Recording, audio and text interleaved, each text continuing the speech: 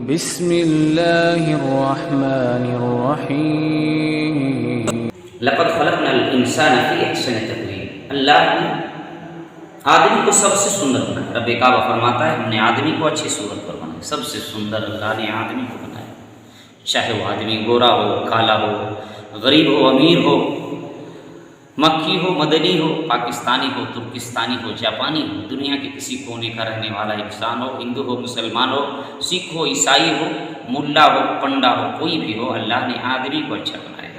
لڑائی، ڈفرینسز اور مت بھید قرآن نے ختم کر دیا اس آیت کریمہ کے تحت۔ اور آگے بڑھیے، لا الہ الا اللہ محمد رسول اللہ کی بنیاد پر پورے مسلمان ایک، اور ہماری اور آپ ہم سب کی ماں حضرت حوا، ہمارا اور ہم سب کے باپ حضرت آدم، اس اعتبار سے پوری دنیا ایک، لیکن پھر بھی اختلاف، پھر بھی ڈفرینسز، پھر بھی مت بھید اتنے کیوں ہیں؟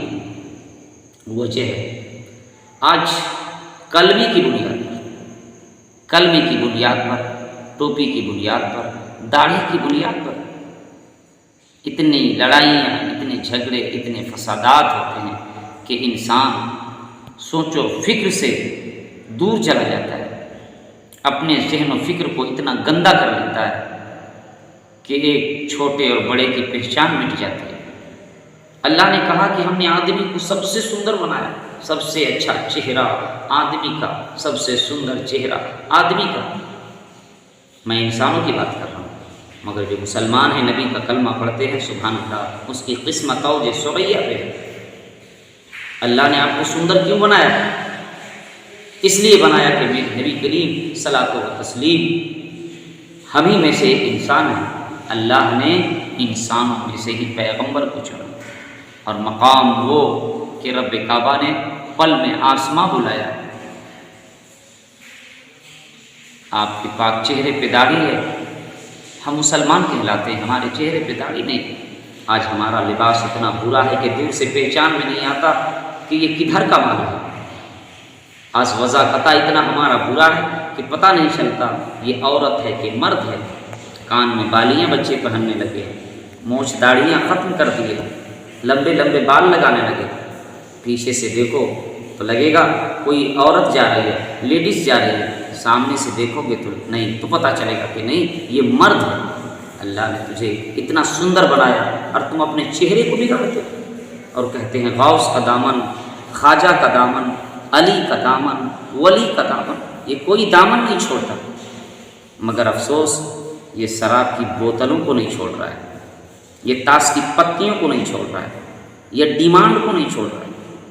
ابھی میں سمجھتا ہوں 2019 سے لے کر 2021 تک کرونا سے اتنی بچیاں نہیں مری جتنا ڈیمانڈ کے نام پر پھانسی لگا کر، گنگا میں خودکشی کر کے قوم کی بچیاں مر رہی ہیں۔ کیوں مر رہی ہیں؟ ڈیمانڈ کے نام پر بچیوں کو مارا جا رہا ہے۔ جب میرے نبی اس دنیا میں نہیں آئے تھے تو پیدا ہونے کے بعد بیٹیوں کو دفن کیا جاتا تھا، مگر یہ نبی کی امتی، نبی کا کلمہ پڑھنے والا، غوث و خواجہ کے ماننے والے، اسلام کے ماننے والے، شریعت کو ماننے والے، مومن کہلانے والے، چہرے پہ داڑھی رکھنے والے، قرآن کی تلاوت کرنے والے، ڈیمانڈ کے نام پر بیٹیوں کو مار رہے ہیں، ڈیمانڈ کے نام پر بیٹیوں کو مار رہے ہیں۔ میں نے ایک صاحب سے کہا، صاحب آپ بیٹی سے نفرت کرتے ہیں؟ کہا نہیں مولانا، مجھے کوئی نفرت نہیں، بیٹی سے تو محبت ہے۔ اللہ جب بہت پیار کرتا ہے بندے سے تو بارش برسا دیتا ہے، محبت کرتا ہے اللہ کسی بندے سے تو مہمان بھیج دیتا ہے، سب سے زیادہ محبت کرتا ہے تو بیٹی کو بھیج دیتا ہے۔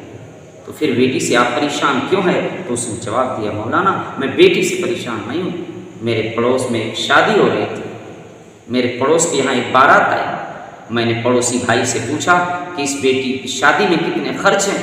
تو کہا صاحب پوچھو نہیں، پہلی بیٹی میں ہم نے زمین بیچ دی، دوسری بیٹی میں ہم نے گھر بیچ دیا، ڈیمانڈ کی لعنت نے مجھے کنگال کر دیا۔ میں چندے کر کر مسجد کے دروازے کے سامنے کھڑے ہو کر روپے جمع کیا، اور جانتے ہو نقدی اسپلینڈر پلس 2 لاکھ پلس، باراتی 300 پلس۔ میں اپاچی سے ڈرتا ہوں، میں بلٹ سے ڈرتا ہوں، میں رنگین ٹی وی سے ڈرتا ہوں۔ میں قوم کے نوجوانوں سے پوچھتا ہوں تجھے بکنے کا شوق ہے؟ اگر تجھے بکنے کا ہی شوق ہے تو غوث اعظم کے قدموں میں بک جاؤ، دنیا تجھے قادری کہے گی۔ تجھے بکنے کا شوق ہے خواجہ معین الدین کی بارگاہ میں بک جاؤ، دنیا تجھے چشتی کہے گی۔ تجھے بکنے کا شوق ہے بابا تاج الدین کی بارگاہ میں بک جاؤ، نظام الدین اولیاء کی بارگاہ میں بک جاؤ۔ تجھے بکنے کا شوق ہے تو امام حسین کی بارگاہ میں بک جاؤ، دنیا تجھے حسینی کہے گی۔ نبی کی بارگاہ میں بک گئے تو دنیا تجھے امام مانے گی۔ اگر دنیا کے ہاتھوں میں بک گئے تو پوری زندگی تم غلام کہلاؤ گے۔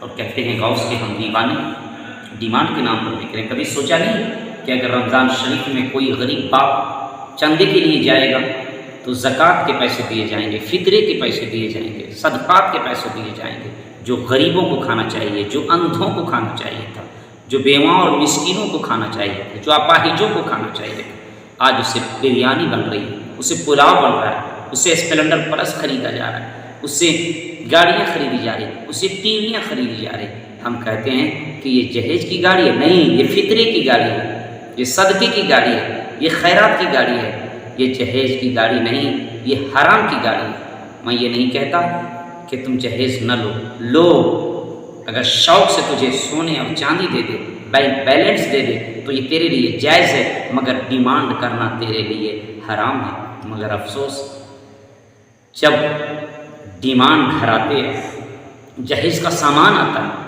بڑی بڑی فریج کو نکالا جاتا ہے، دیوان پلنگ کو نیچے کیا جاتا ہے، سارے سامان نیچے کیے جاتے ہیں، مگر دیکھنے میں مختصر لال کپڑے میں لپٹا ہوا ایک کتاب ہوتی ہے، اگر اس سے کہا جاتا ہے اسے اتارو تو بیٹا کا باپ بولتا ہے کہ نہیں، میں ناپاک ہوں۔ اور وہی اصل میں وہی جہیز ہے جو قرآن ہے۔ اللہ کے رسول سرور کون مکرم صلی اللہ علیہ وسلم نے کہا، زمین آسمان کی دولت اگر بیٹی کو دینا چاہتے ہو جہیز میں تو قرآن مجید دے دو۔ سبحان اللہ، قرآن مجید دے دو۔ جس نے بیٹی کو جہیز میں قرآن مجید دے دیا، الحمدللہ اس کی زندگی سنور جائے گی۔ مگر افسوس بغیر رنگین ٹی وی کے ہمارے گھروں میں شادی نہیں ہوتی، بغیر بلیٹ کے ہمارے گھروں میں شادی نہیں ہوتی، بغیر ڈیمانڈ کے ہمارے گھروں میں شادی نہیں ہوتی۔ آج تو حال یہ ہے کہ اگر اپنے روپے سے گوشت کھانے کی ضرورت پڑتی ہے تو ہڈیوں کو اتنا چاٹا جاتا ہے، اتنا چاٹا جاتا ہے، کیونکہ اپنے پیسے لگتے ہیں۔ ہوٹلوں میں جب کوئی صاحب گوشت کھاتے ہیں تو اتنا چاٹا جاتا ہے کہ ہڈیاں پھینک دیا جائے تو کتے اسے نہیں چاٹتے۔ مگر جب بیٹی غریب باپ کا گھر ایک انسان پہنچتا ہے، 200-400 باراتیاں پہنچتے ہیں تو کسی کو بوٹی پسند نہیں ہے، کسی کو ہڈی پسند نہیں ہے، کسی کو سلاد پسند نہیں ہے، کسی کو اور کوئی دیگر سامان پسند نہیں ہے۔ جو غریب باپ بھیک مانگ کر ان تمام چیزوں کا انتظام کیا ہے، ہم ان کی شکایت کرتے ہیں۔ مسلمان کی پہچان تو وہ ہے، کسی غریب کے یہاں جاؤ اور تجھے روٹی نصیب نہ ہو، پانی نصیب نہ ہو، پوری زندگی تم مر جاؤ مگر پڑوسی کو خبر نہ ہو کہ تم اپنے بھائی کے گھر سے بھوکا آیا ہے۔ آج معاشرے کو کیا ہو گیا؟ آج معاشرے کو کیا ہو گیا؟ آج جہیز کے نام پر بک رہا ہے۔ کبھی آپ نے سوچا جانور بکتے ہیں، جانور انسان نہیں بکتے، اور انسانوں میں یہ مسلمان بک نہیں سکتا۔ زمین و آسمان کی دولت ان مسلمانوں کو خرید نہیں سکتی، ہمیں جنت نہیں خرید سکتی۔ ہم قوم ہیں نبی کا کلمہ پڑھتے ہیں، ہم جب لا الہ الا اللہ محمد رسول اللہ پڑھتے ہیں تو ہم جنت ہمیں نہیں خرید سکتی، ہم نبی کا کلمہ پڑھ کے جنت خرید لیتے ہیں انشاءاللہ۔ جو مومن جنت خرید لے، جس مومن کو جنت نہیں خرید سکتی، اس کو ٹی وی سے خریدا جا رہا ہے، اس کو بلٹ سے خریدا جا رہا ہے، اس کو روپے سے تولا جا رہا ہے۔ اجی کیا بتاؤں، ہمارے دیہات میں ایک شادی ہو رہی تھی، شادی کے بعد دولہا جب گھر آیا، سسرال آیا تو سسرال میں اسے ناشتہ ملا، اور ناشتہ جو ہی کھا رہا تھا بکری بھی کھانے لگی۔ سسر نے کہا بیٹا دونوں ساتھ کھاؤ، بکری اور تم میں کوئی فرق نہیں، بکری تو 300 روپے کلو ہم نے خریدا ہے، تجھے تو 5000 روپے کلو خریدا ہے، تم بکری سے بھی مہنگے ہو، تم بکرے سے بھی مہنگے ہو۔ یہ جانور ہو گئے ہیں، قربانی میں اتنا بکرا جیسے بکتا ہے، بازاروں میں جیسے بیل اور بھیڑ اور گدھے بکتے ہیں، ویسے یہ قوم کے جوان بک رہے ہیں۔